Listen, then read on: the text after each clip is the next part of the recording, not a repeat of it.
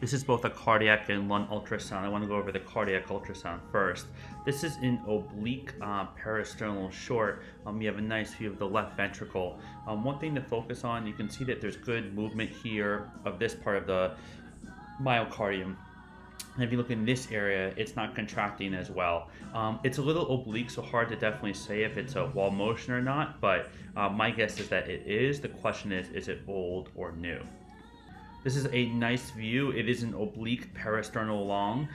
You can see the RV here, right atrium, left ventricle, left atrium.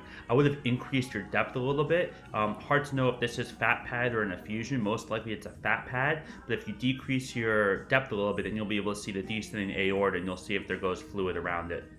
This is a really nice lung ultrasound. You can see you have some B lines coming from above and the pleura is lumpy, bumpy, and irregular. That usually indicates a possible pneumonia or someone who has COPD. The pleura can look like this. But then as you continue, you start to see an effusion there.